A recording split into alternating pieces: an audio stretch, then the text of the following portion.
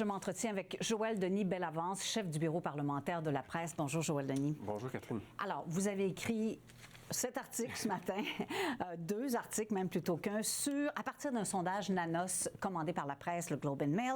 On va regarder les chiffres, évidemment, en détail, mais il y a plusieurs aspects dans ce sondage-là. Mais ce qu'on apprend, c'est que 62 des électeurs estiment que le chef libéral Mark Carney est l'homme de la situation pour négocier avec Donald Trump. Donc, Pierre Poilievre obtient 24 % Est-ce que ça vous a surpris, ces chiffres-là? Oui, que l'écart soit si considérable entre les deux principaux leaders des deux principales formations politiques m'a beaucoup surpris. Pourquoi? Parce que je m'attendais à ce que ce soit un peu plus fort du côté de M. Poilievre.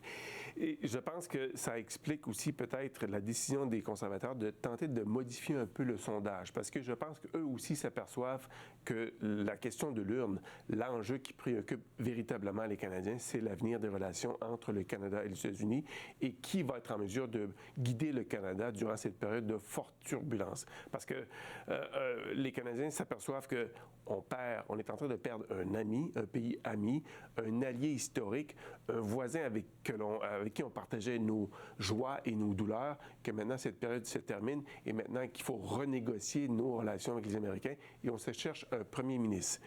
Et jusqu'ici, la feuille de route, le CV, si je peux dire, de Mark Carney, comme ancien gouverneur de la Banque du Canada, ancien gouverneur aussi de la Banque de la Grande-Bretagne, d'Angleterre, fait effet.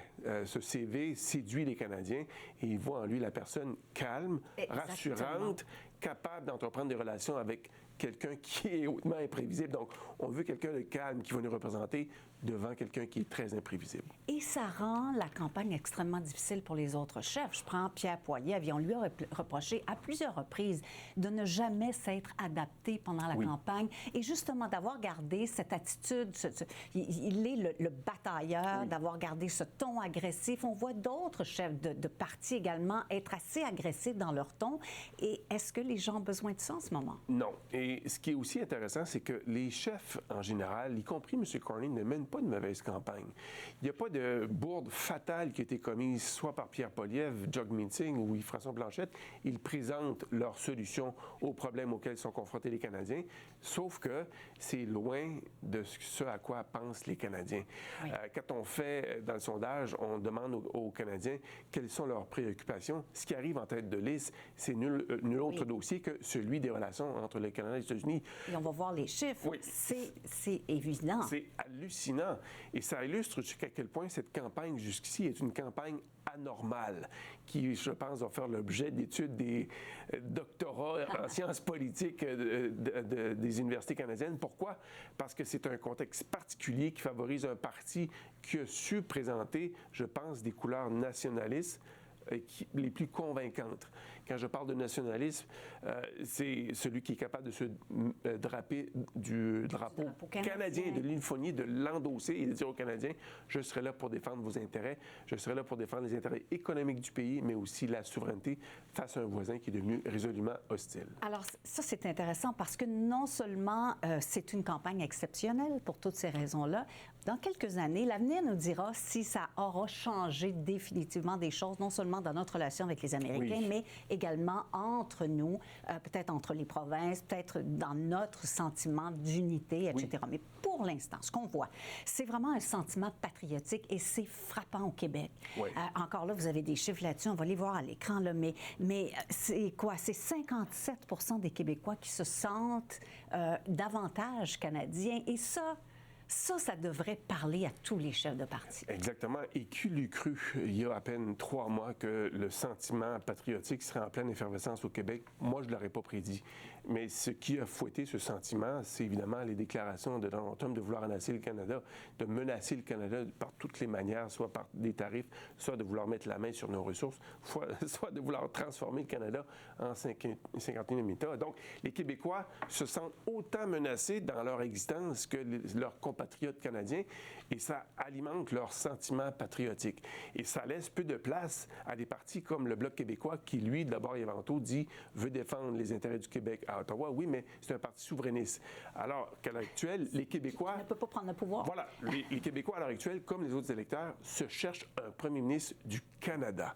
Et malheureusement, pour M. Blanchet, il ne peut postuler pour ce poste parce qu'il ne pourra pas prendre le pouvoir en raison du statut de son parti, qui est d'abord et avant tout souverainiste, qui ne présente des candidats uniquement qu'au Québec, qui veut uniquement défendre les intérêts du Québec. Alors, est-ce que les chefs le comprennent bien, ça? Évidemment, ils voient les chiffres, évidemment, ils parlent aux gens. Bon, ils ont leur propre sondeur dans certains cas aussi, mais on n'est pas sûr, quand on entend leur discours, qu'ils comprennent bien à quel point les Canadiens se sont inquiets, se sentent menacés. Ouais. Pourquoi? À cause des problèmes économiques, mais à cause, et vous l'avez dit aussi, de ces menaces de Donald Trump d'annexer le Canada. Donc, il y a une inquiétude territoriale, même, je dirais. Oui, tout à fait. Je pense qu'ils le comprennent, mais ils n'ont pas été capables en mesure de s'adapter assez rapidement, comme le fait, par exemple, le Parti libéral. Le Parti libéral, je pense qu'il a bien vu, et d'ailleurs, Justin Trudeau, avant de quitter son poste, avait dit clairement: M. Trump souhaite mettre la main sur nos minéraux critiques. Quand il parle d'annexer le Canada, il est sérieux.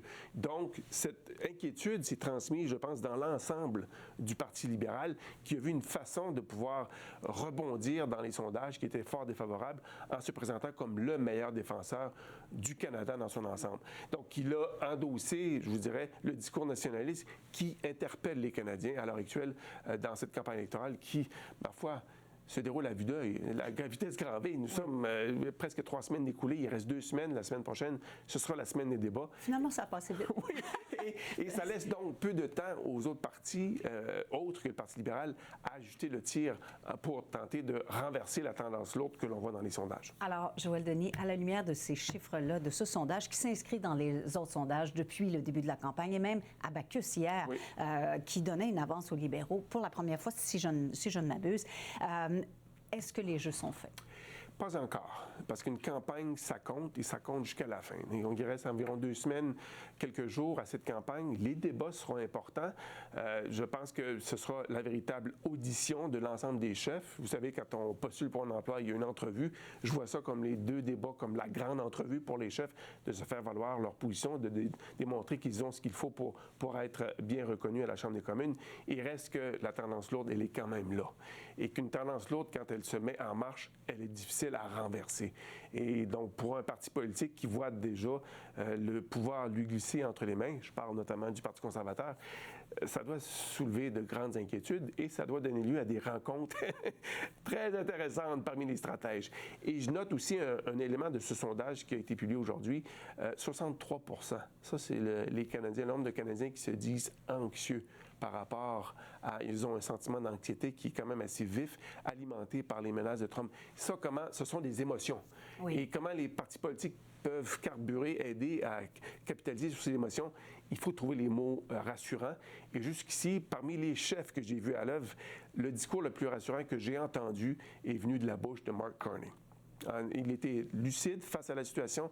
Il a prévenu les Canadiens que ce serait une période difficile, mais qu'on va s'en sortir parce que nous avons tous les atouts pour faire du Canada un pays plus fort après cette crise. Donc, c'est ce que les Canadiens souhaitent entendre.